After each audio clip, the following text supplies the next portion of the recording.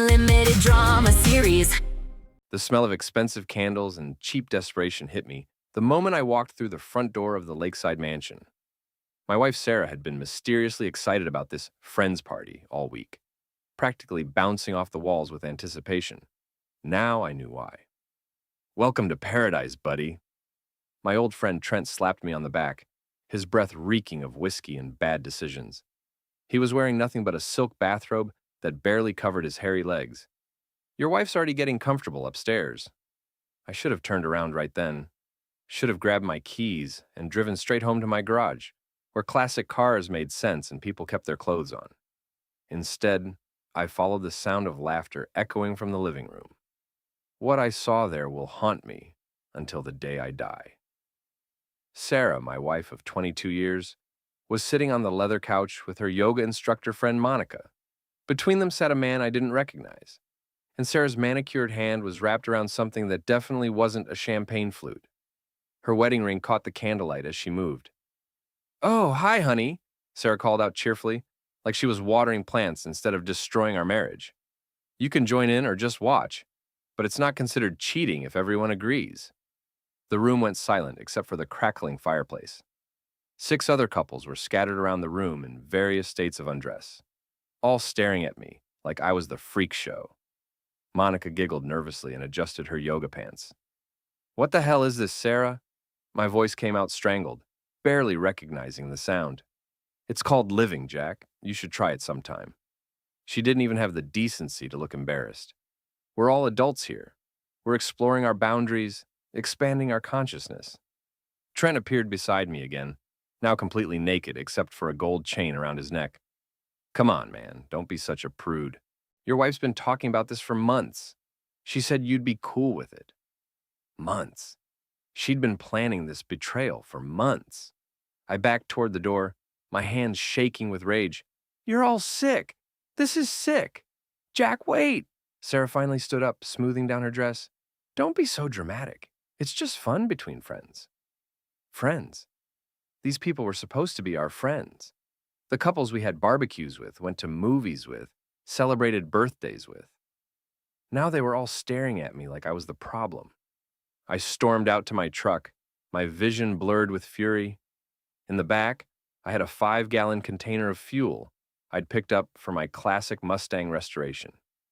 My hands moved without conscious thought, grabbing the container and marching back toward the house. "If you want to burn down everything we built together," I muttered, unscrewing the cap, "let's make it literal." I kicked open the front door and started splashing fuel across the hardwood floors, over the expensive furniture, along the walls lined with pretentious art. The chemical smell mixed with those damn candles made my eyes water. "Jack, what are you doing?" Sarah shrieked, running toward me in her bare feet. "Cleaning house," I snarled, continuing to douse everything in sight. She grabbed for the container and we struggled.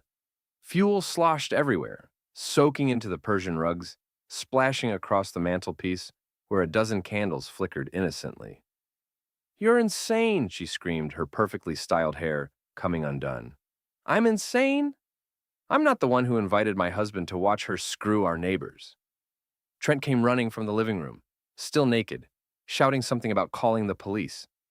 In the chaos, Sarah's elbow connected with my ribs. I stumbled backward, and she lost her grip on the fuel container.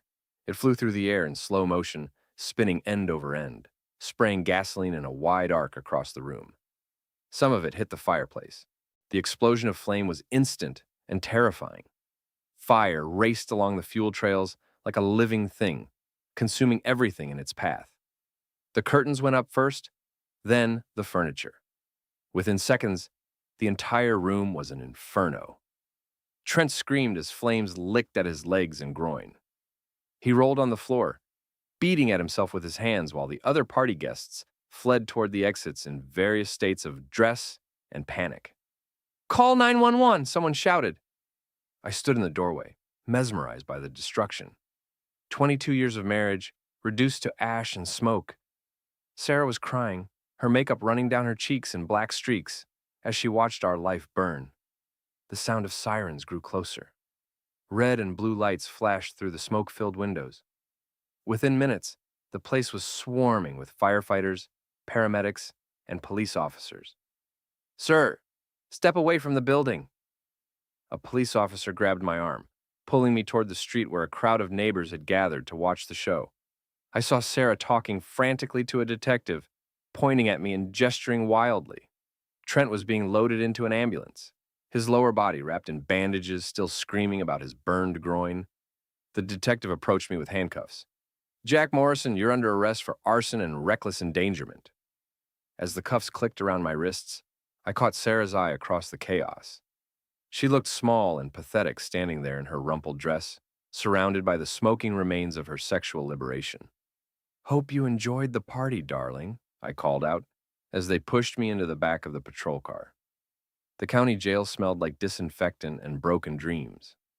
I spent 3 days in a cell with a guy named Eddie, who kept insisting he was innocent of stealing copper wire, despite being caught red-handed with a truck full of the stuff. Compared to my problems, Eddie seemed like a criminal mastermind. My lawyer, a sharp woman named Patricia Wells, got me out on bail with surprisingly little fuss. Turns out accidentally starting a fire during a domestic dispute wasn't quite the same as premeditated arson, especially when half the witnesses were too embarrassed to give coherent statements about what they were doing when it happened. "The DA might offer a plea deal," Patricia explained as we walked out of the courthouse. "Community service, restitution, maybe some anger management classes. The homeowner's insurance is covering most of the damage." "What about Trent?" "Second and third degree burns on his legs and other areas. He'll recover, but he's talking about suing you for medical expenses and emotional trauma." I almost laughed. Emotional trauma? The man was screwing my wife in front of me, and he was claiming emotional trauma. The real trauma was waiting for me at home. Our daughter Emma, 17 and sharp as a knife, was sitting at the kitchen table with her laptop open when I walked in. She looked up at me with a mixture of disappointment and disgust that cut deeper than any jail cell. "It's all over social media, Dad. Someone filmed the whole thing on their phone. You and Mom fighting the fire, Trent running around naked and screaming. It has like 50,000 views already."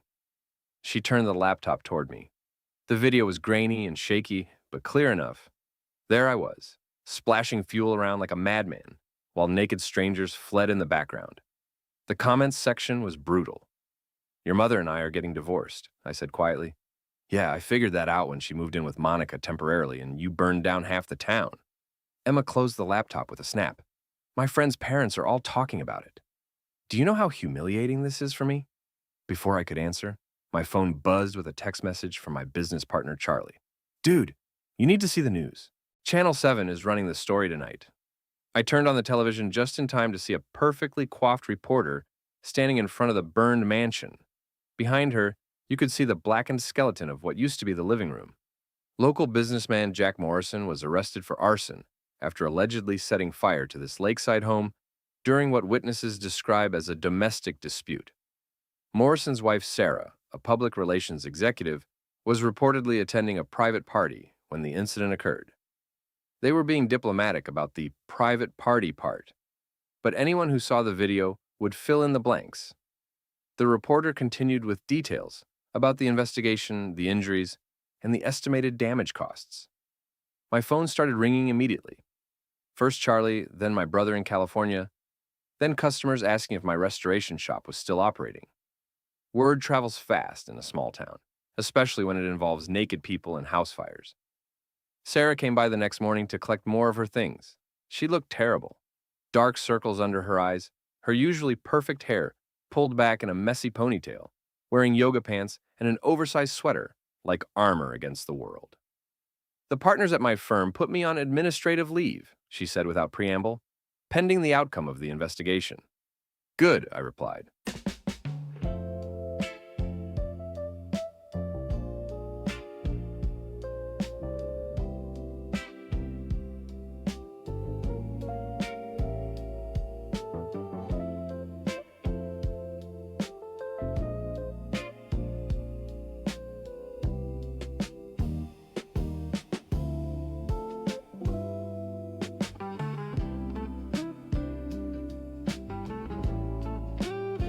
Not looking up for my coffee. "Good, Jack, I could lose my job over this. We have a mortgage, Car payments, Emma's college fund. Should have thought about that before you decided to become the town whore. She flinched like I'd slapped her. It wasn't like that. Monica's been helping me explore my sexuality, my needs that weren't being met in our marriage. Monica's been helping you cheat on me. There's a difference. It's not cheating if both partners consent to an open relationship. I never consented to anything. You ambushed me with your midlife crisis and expected me to smile and participate. Sarah sat down across from me at the kitchen table, the same table where we'd eaten thousands of meals together, helped Emma with homework, planned family vacations back when we were actually a family. I wanted to talk to you about it first, but I knew you'd react exactly like this. You're so rigid, so closed-minded about anything outside your comfort zone. My comfort zone includes basic human decency and marriage vows. Crazy, right? The marriage was already over, Jack. We've been living like roommates for years. When's the last time we had sex? When's the last time you looked at me like you actually wanted me? She wasn't wrong about that part. We'd fallen into a routine of work, dinner, television, and sleep. But that didn't justify what she'd done. So, instead of talking to me about it, you decided to screw half the neighborhood and invite me to watch?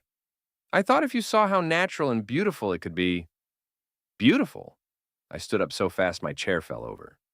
Your friend Trent's dick in your hand was supposed to be beautiful? That was supposed to fix our marriage? Emma appeared in the doorway, backpack slung over her shoulder. I'm staying at Jessica's house tonight. Maybe for the rest of the week. You two need to figure this out without traumatizing me any further. After she left, Sarah and I sat in silence for a long time. Finally, she spoke in a voice so quiet I almost didn't hear her. I'm sorry it happened this way. I never wanted to hurt you. But you did want to hurt me. Otherwise, you would have asked for a divorce before you started shopping around for replacements. I wanted to feel alive again, Jack. I wanted to feel desired and exciting and free. Well, congratulations.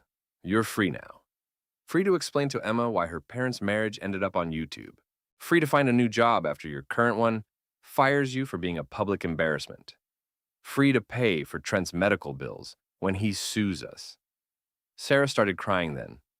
Not the manipulative tears she used when she wanted something, but real, ugly sobs that shook her whole body. I know you hate me, she whispered. I don't hate you, I said, and realized it was true. I hate what you did.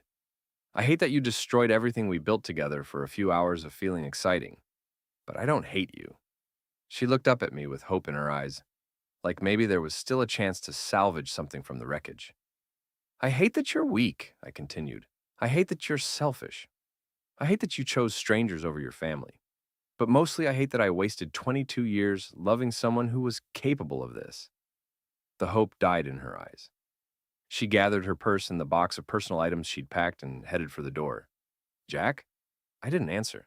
I really am sorry. After she left, I sat alone in my kitchen, surrounded by the ghosts of our life together. Family photos on the refrigerator, Emma's artwork from elementary school still taped to the cabinet, the coffee mug Sarah had given me for Father's Day 10 years ago.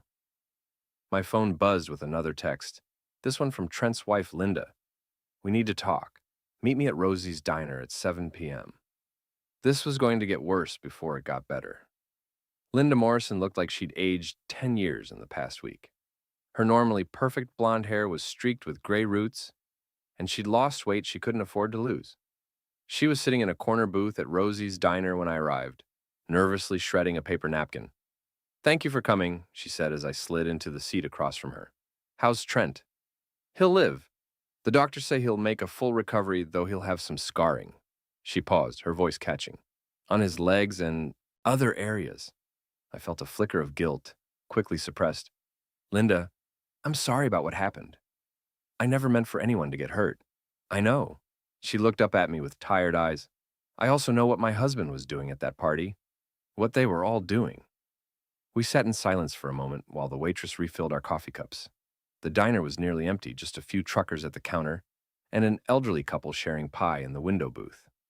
I hired a private investigator 6 months ago, Linda continued. I suspected Trent was having an affair, but I thought it was just one woman. I never imagined this. She pulled out a manila envelope and slid it across the table. The investigator documented everything: photos, videos, financial records, showing payments to Monica for her life coaching services. I opened the envelope. The first photo showed Trent and Sarah entering a motel room together. The timestamp indicated it was taken 3 weeks before the party. There were dozens more photos, documenting a pattern of meetings that went back months. Monica was organizing these parties regularly, Linda explained. She called it relationship enhancement therapy. She charged couples $500 each to attend, plus extra for private sessions. Sarah was paying for this? $2,000 over the past 4 months. The investigator traced the payments through her personal checking account. I stared at the photos, feeling sick. Not only had Sarah been cheating on me, she'd been paying for the privilege, and she'd dragged our friends into it, turning our entire social circle into her personal playground. What do you want from me, Linda? I want them destroyed, she said quietly. All of them. Since when do you carry men's cologne to the gym? It's my trainer's. He left it. Your trainer keeps his cologne. Watch more on Grammarly.com. Monica, Sarah, the other couples who participated. I want their lives ruined the way they ruined ours. I can't help you with that. I've got my own legal problems to deal with. You don't understand. Linda leaned forward, her voice intense. The investigator found out more than just the affairs. Monica's been running this operation for over 2 years, targeting married couples with relationship problems. She's not a licensed therapist. She's not even a certified life coach. She's a con artist who's been destroying marriages for profit. She pulled out another set of documents. Tax evasion, fraud, unlicensed practice of therapy. The IRS would be very interested in her unreported income. I studied the papers.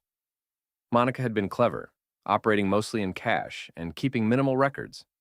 But Linda's investigator had been thorough. There was enough evidence here to bring down Monica's entire operation.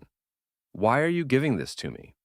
Because you're the one person in this mess who has nothing left to lose, Linda said. My marriage is over, but I still have my job, my reputation, my kids to think about. You've already lost everything. You're free to burn it all down. She was right. Sarah had already moved out. My business was surviving on the notoriety, if anything. Emma was embarrassed, but she'd get over it. I had nothing left to protect, and no reason to play nice. What exactly are you proposing? Linda smiled for the first time since I'd arrived. I'm proposing we give them a taste of their own medicine. Public humiliation, financial ruin, social exile. Everything they deserve. That sounds like revenge. It sounds like justice. I thought about Sarah's face when she saw me at the party, the casual way she'd dismissed 22 years of marriage. I thought about Trent's smirk as he welcomed me to paradise. I thought about Monica and her expensive yoga clothes, paid for with money stolen from broken marriages. I'm listening. Linda opened her purse and pulled out a thumb drive. Security footage from the motel where they met. Audio recordings of Monica's therapy sessions, where she coached wives on how to manipulate their husbands into accepting open relationships. Financial records showing exactly how much money she's made destroying families. How did your investigator get all this? Let's just say Monica wasn't very careful about computer security, and motel clerks are surprisingly cooperative when you offer them the right incentive. I pocketed the thumb drive. What's your timeline? Monica's hosting another relationship enhancement workshop this weekend at the community center. She's already sold tickets to 12 couples, including some new victims she's been grooming. I think it would be a shame if those people learned the truth about what they're really paying for. And Sarah? Leave Sarah to me. I have something special planned for her. We shook hands across the table like we were sealing a business deal instead of planning the destruction of multiple lives. But as I drove home, I felt lighter than I had in weeks. For the first time since the party, I had a purpose beyond just surviving the wreckage of my marriage. I spent the rest of the evening reviewing Linda's evidence. The investigator had been thorough to the point of obsession. There were photos, videos, financial records, even copies of text messages between the participants. Monica had been running a sophisticated operation, targeting vulnerable couples and slowly manipulating them into her web. Sarah's involvement was documented in painful detail. The first contact with Monica 6 months ago, supposedly for individual therapy sessions. The gradual introduction to alternative relationship models, the payments for private coaching on how to open up our marriage, the practice sessions with other men before she worked up the courage to proposition me directly. It had all been planned. Every moment of that horrible night had been choreographed by Monica and rehearsed by Sarah. Even my invitation to the party had been calculated. Monica had coached Sarah on exactly how to manipulate me into attending. I'd been played from the beginning. But now it was my turn to do the playing. I started with the community center, a simple phone call to the director, explaining that I had concerns about Monica's credentials and the nature of her workshop. I offered to email some documentation for their review. Within an hour, I received a callback. The workshop was canceled, and Monica's rental agreement was terminated immediately. 12 couples would be receiving refunds and a strongly worded letter about the center's commitment to legitimate educational programming. Next, I contacted the state licensing board for therapists and life coaches. Monica's website claimed multiple certifications she didn't actually possess. That was fraud, plain and simple. I submitted a formal complaint along with Linda's evidence. Then I called the IRS tip line. By midnight, I'd filed reports with 6 different agencies and uploaded the motel security footage to 3 separate social media platforms. I tagged every participant I could identify, along with their spouses, employers, and family members. The internet never forgets, and it never forgives. My phone started ringing at 6 a.m. First Charlie, then my lawyer, then a reporter from the local newspaper who'd somehow gotten wind of the story. I let them all go to voicemail. Emma called at 7. "Dad, what did you do?" Jessica's mom just called her crying because her parents are getting divorced. "Something about a video online?" I told the truth, Em. That's all. "The truth about what?" I explained about Monica's operation, the fraud, the systematic destruction of marriages for profit. Emma listened in silence. "So, Mom was paying someone to teach her how to cheat on you?" "Essentially, yes. That's really messed up, Dad." "Yes, it is. Good for you for exposing it." That was my daughter, sharp as a knife and twice as cutting when she needed to be. By noon, the story was trending on social media. Relationship Scam was generating hundreds of posts from people sharing their own experiences with fraudulent therapists and marriage counselors. Monica's photo was being shared with warnings to avoid her services. Linda called at 2 p.m. "It's working," she said, barely containing her excitement. Monica's been evicted from her office space.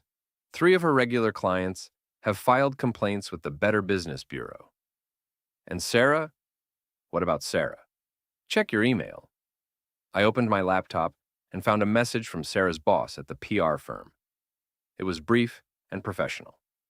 "Mr. Morrison, we wanted to inform you that Sarah Morrison's employment with our firm has been terminated effective immediately due to conduct incompatible with our company values." Attached was a copy of the termination letter, citing the viral video, the criminal investigation, and most damaging of all, Sarah's association with fraudulent therapy services that had now become a public scandal. How did her boss find out about Monica? I may have sent him some of the evidence, along with a concerned note about how Sarah's involvement in this scandal could reflect poorly on his firm's reputation. Linda was thorough. I had to give her that. What's next? Now we wait and watch them burn. The boxing gym smelled like sweat, leather, and honest work. I'd been coming here since high school, back when old Pete Murphy ran the place, and thought he could make a fighter out of every angry kid who walked through the door. Pete was gone now, but his son Danny had kept the place exactly the same. Heavy bags hanging from chains, speed bags rattling against their platforms, and a full-size ring in the center where dreams went to die. I was working the heavy bag when Trent walked in. He moved carefully, favoring his left leg, and I could see the edge of bandages beneath his jeans. His face was thinner than I remembered, aged by pain and humiliation. He spotted me immediately and limped over, his hands clenched into fists. "You son of a bitch," he said loudly enough for everyone in the gym to hear. "You destroyed my life." I kept hitting the bag, focusing on my form, my breathing, the satisfying thud of leather against leather. Your life was already destroyed, Trent. I just lit the fuse. I'm suing you for everything you've got. Medical bills, pain and suffering, loss of income. My lawyer says I can take your house, your business, everything. I stopped punching and turned to face him. Your lawyer's an optimist. Hard to claim damages when you were breaking up my marriage at the time. I wasn't breaking up anything. Your wife came to me. She wanted what you couldn't give her. What I couldn't give her. You mean paying a con artist to teach her how to manipulate me into accepting her affairs? Trent's face flushed red. That's not what happened. That's exactly what happened. Monica's been arrested, by the way. Fraud, tax evasion, unlicensed practice of therapy. She's looking at 3 to 5 years in federal prison. I could see the shock in his eyes. He hadn't known about Monica's arrest. The FBI seized all her records, I continued. Every client, every payment, every session, including the ones where she coached Sarah on how to gradually introduce me to the idea of sharing her with other men. You're lying. I pulled out my phone and showed him the news article. Monica's photo was right there on the screen, being led away in handcuffs. The headline read, "Local life coach arrested for marriage fraud scheme." Trent read the article in silence, his face growing paler with each paragraph. When he finished, he looked up at me with something that might have been fear. Sarah never told you, did she? I asked. She never mentioned that your entire relationship was part of Monica's plan to destroy my marriage. You were just a tool, Trent, a means to an end. That's not true. Monica kept detailed records. Sarah paid her $2,000 to coach her through the process of seducing you, manipulating me, and orchestrating that party. You weren't her lover. You were her assignment. I could see him processing this information, remembering conversations with Sarah that probably made more sense now. The way she'd approached him, the things she'd said, the timing of their affair. Even if that's true, he said finally, it doesn't change what you did to me. You nearly killed me. I was defending my marriage. You were destroying it. The fire was an accident, but I'm not sorry it happened. You're not sorry I was burned? I'm sorry anyone was hurt, but I'm not sorry your affair with my wife ended badly. Trent looked around the gym, aware for the first time that everyone was watching us. Danny Murphy was standing behind the front counter, his arms crossed, ready to intervene if things got physical. 2 younger guys had stopped sparring to listen to our conversation. This isn't over, Trent said. Yes, it is. Your lawsuit won't go anywhere because you can't claim to be an innocent victim when you were actively participating in the destruction of my family. Your marriage to Linda is over because she knows everything you did. Your real estate business is tanking because nobody wants to work with the guy from the viral video. I stepped closer to him, close enough that he had to look up to meet my eyes. You lost, Trent. You lost everything, and you did it to yourself. I just made sure everyone knew about it. He tried to take a swing at me then, a clumsy right hook that I saw coming from a mile away. I stepped back and let his momentum carry him forward, then gave him a gentle push that sent him stumbling into the heavy bag. Get out of my gym, Danny called from behind the counter. Both of you, take this outside. I'm not going anywhere, I said. I've been coming here for 25 years. He's the one who doesn't belong. Trent straightened up, his face flushed with embarrassment. This isn't over, he repeated. Yeah, it is. He limped toward the door, pausing only to look back at me one more time. I hope you're happy with what you've done. I'm getting there. After he left, the gym gradually returned to normal. Danny came over and handed me a towel. That the guy who was screwing your wife? One of them. He's got some balls coming here. Had some balls. Past tense. Danny laughed. You want some advice from an old married man? Sure. Don't let this make you bitter. What they did to you was wrong, but don't let it poison the rest of your life. I'm not bitter, Danny. I'm just finished being a victim.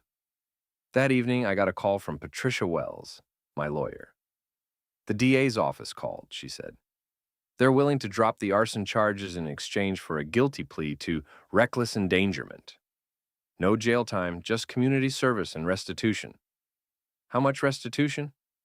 $50,000 to cover the insurance deductible and Trent's medical expenses. And if I don't take the deal? We go to trial and risk a felony conviction. Given the circumstances and the media attention, I'd recommend taking the deal. I thought about it for exactly 10 seconds. I'll take it. Good, I'll call them in the morning. After I hung up, I sat on my back porch with a beer and watched the sun set over the lake. $50,000 was a lot of money, but I had insurance on the business and some savings. I could afford it. More importantly, I could afford to move on. My phone buzzed with a text from Emma. Saw the news about Monica's arrest. Mom called me crying. She wants to see you. I typed back, "What did you tell her?"